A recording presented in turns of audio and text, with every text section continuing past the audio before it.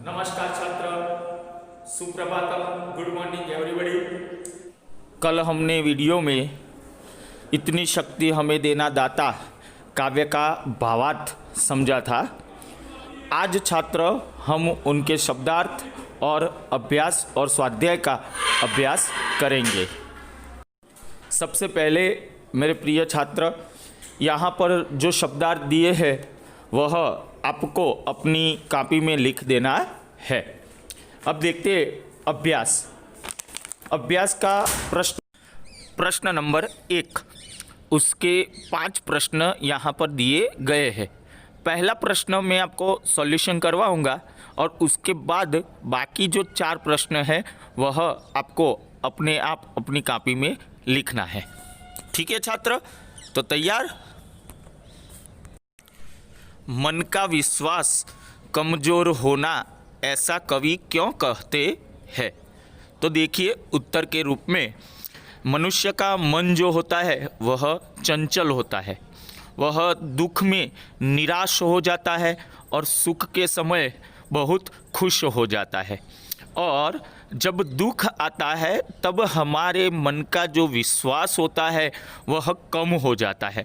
और इसलिए यहाँ पर कवि ने ऐसा कहा है कि हमारे मन का विश्वास कमज़ोर होना, यानी कि दुख और सुख के समय हमारे मन की स्थिति स्थिर रहनी चाहिए। ठीक है छात्र, तो बाकी 4 प्रश्न आपको अपनी कॉपी में लिख देना है। अब देखते हैं आगे प्रश्न नंबर 2। नीचे दिए गए खाली स्थानों में उचित शब्द भरते हुए वाक्यों को पूरा कीजिए।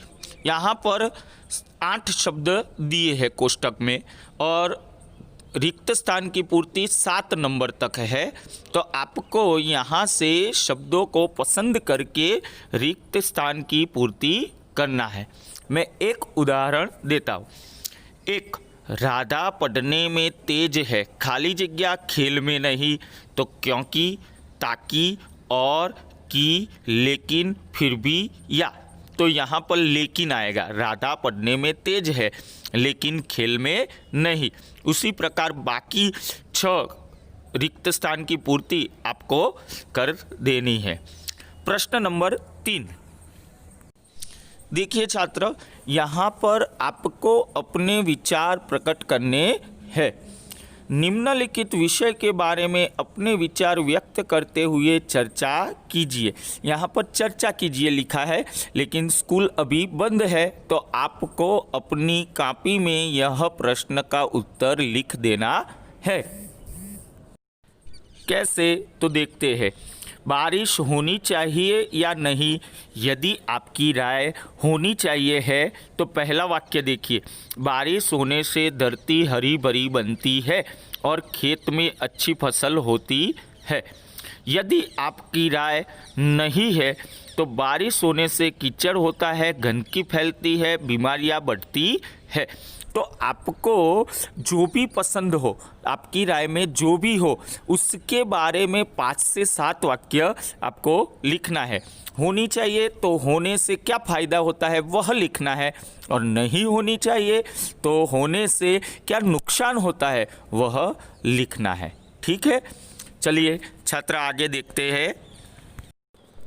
छात्र, मैंने आपको व्याकरण का एक टॉपिक में बताया था कि संज्ञा की विशेषता बताने वाले शब्द को विशेषण कहते हैं। तो यहाँ पर प्रश्न नंबर 4 में भी आपको विशेषण का उपयोग करके वाक्य बनाना है। यहाँ पर उदाहरण भी दिया है कुछ। तो वाक्य ऐसा है, कुछ कपड़े गंदे हैं। उसी प्रकार नंबर 1 में सुंदर, तो मैंने सुंदर बगीचा देखा। उसी प्रकार बाकी जो शब्द है उनका वाक्य आपको यहाँ पर किताब में ही लिखना है।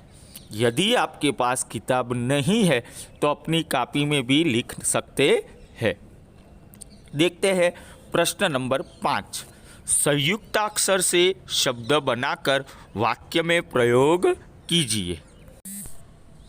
छात्र, संयुक्त यानी गुजराती में हम उसे कहते हैं भेगू, जो एक दूसरे से मिला हुआ है उसे संयुक्त कहते हैं। यहाँ पर उदाहरण में स्पष्ट हमें समझ में आ जाएगा। क खोड़ो प्लस क यानी आधा क और क दोनों मिल गए तो क क्या हुआ, क। तो धक्का, धक्का, उसने मुझे धक्का मारा। उसी प्रकार नंबर 1 देखते हैं। च प्लस च तो च, बच्चा, सच्चा, अच्छा, कच्चा। तो आप उसमें से कोई भी एक शब्द पसंद करके उसका वाक्य लिख लेंगे।